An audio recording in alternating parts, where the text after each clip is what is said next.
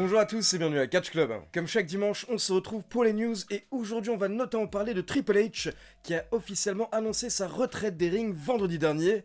Mais d'abord on démarre comme d'habitude avec quelques brèves. Et on commence avec une info qui concerne Fandango, l'ancienne superstar de la WWE, qui avait été virée par la fédération en juin 2021. Et depuis son licenciement, il faut savoir que Fandango catch sur le circuit indépendant mais également à la NWA.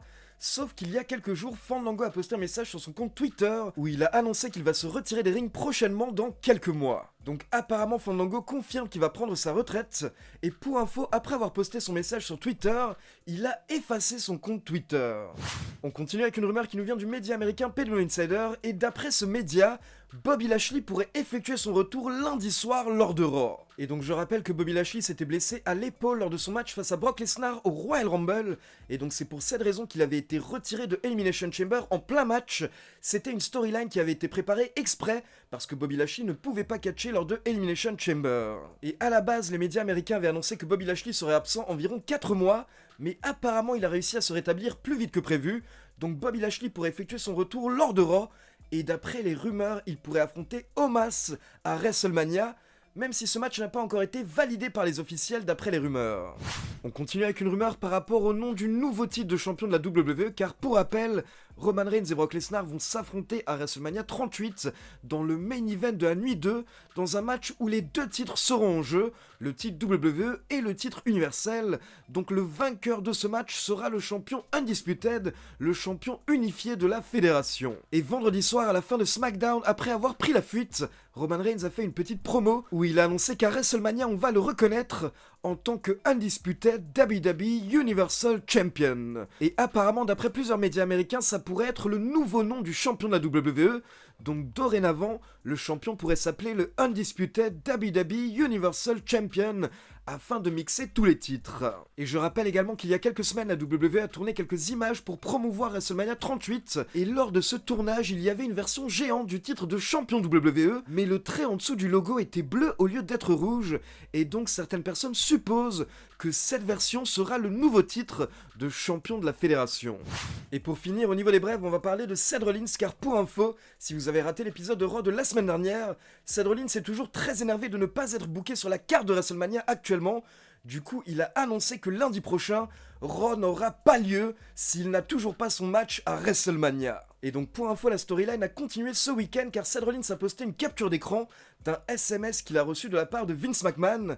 Et donc dans ce SMS, Vince McMahon déclare que quelqu'un de son bureau va contacter Seth Rollins pour organiser un rendez-vous au siège de la WWE. Et Vince McMahon souhaite que Rollins soit dans son bureau lundi matin à 9h. Donc apparemment dans les storylines, Vince McMahon va tenter de trouver une solution pour Seth Rollins pour qu'il soit bien booké sur la carte de WrestleMania. On passe aux news et on démarre avec le Hall of Fame car comme vous le savez actuellement, il y a 3 noms qui sont annoncés pour le Hall of Fame.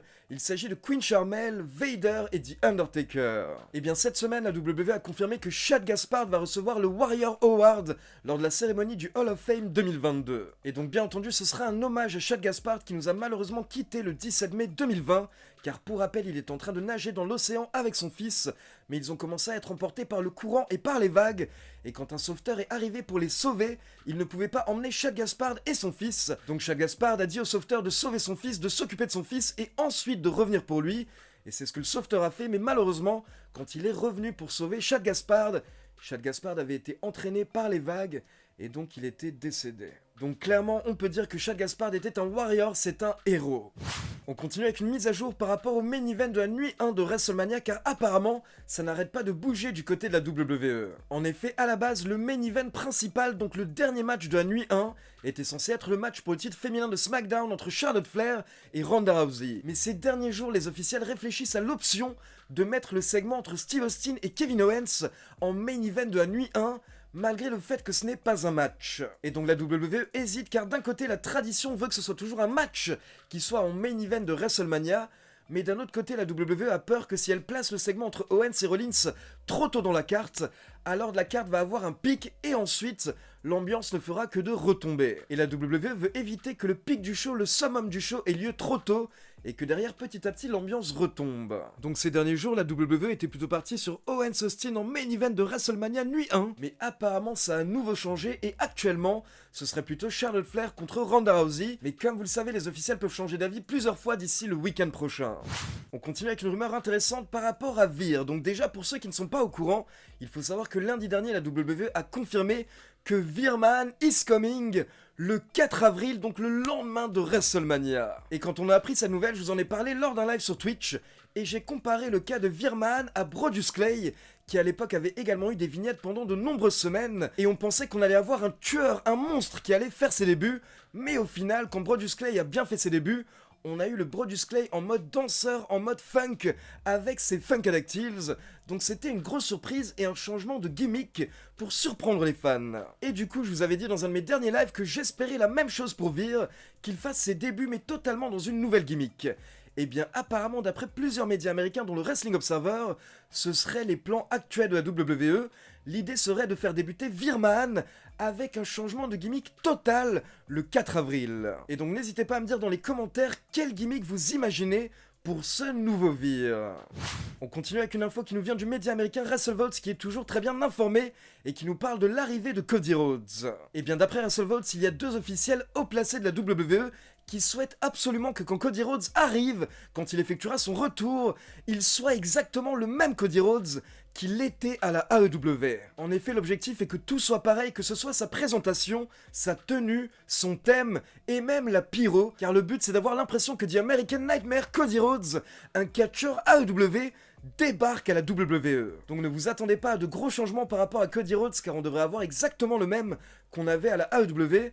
Maintenant la question c'est est-ce que la réaction du public sera la même, car pour rappel, ces derniers mois, Cody Rhodes était énormément hué alors qu'il était face à la AEW. Et pour info, il faut savoir que dans son podcast, Chris Jericho a très rapidement mentionné qu'en effet Cody Rhodes est bien de retour à la WWE, donc apparemment Jericho confirme bien que Cody Rhodes a re-signé avec Vince McMahon.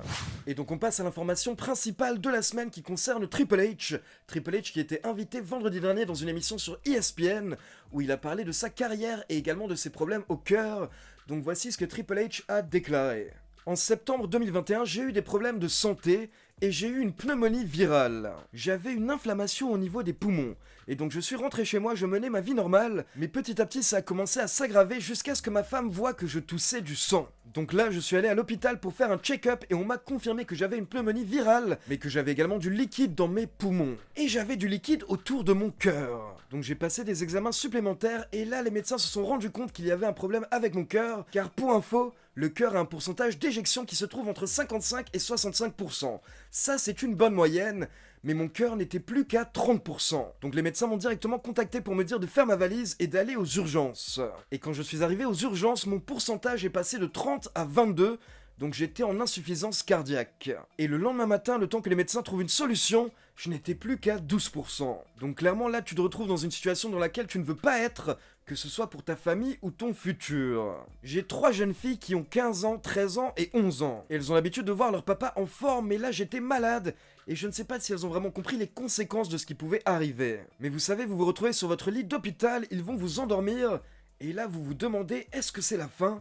Est-ce que je vais me réveiller? C'est très difficile comme situation et ça vous fait réfléchir. Et donc heureusement l'opération s'est bien passée. Maintenant par rapport à ma carrière en tant que catcheur, par rapport à ma carrière dans les rings, je peux le confirmer, c'est terminé pour moi. Je ne vais plus jamais catcher, tout simplement parce qu'on m'a implanté un défibrillateur dans la poitrine. Donc imaginez-vous, ce n'est sûrement pas une bonne idée de catcher en direct et d'un coup recevoir un choc électrique au cœur à la télévision. Par contre, je travaille toujours en coulisses, je suis toujours un officiel de la WWE, et mon rôle est de s'occuper du recrutement et du développement des jeunes stars, des nouvelles stars et du futur de la WWE. Donc cet officiel, Triple H prend sa retraite des rings, mais comme vous l'avez compris, il travaille toujours à la WWE, c'est toujours un des officiels de la fédération, et il continuera à travailler avec les jeunes talents. Donc bien entendu, j'imagine que les fans de Triple H vont être très tristes, mais il faut comprendre que le plus important c'est sa santé, c'est sa famille. Et pour info, dans cette interview qui est disponible sur YouTube, vous pouvez voir à quel point Triple H est touché quand il parle de sa femme et surtout de ses filles. Donc on voit et on comprend vraiment à quel point ces derniers mois ont dû être compliqués pour Triple H,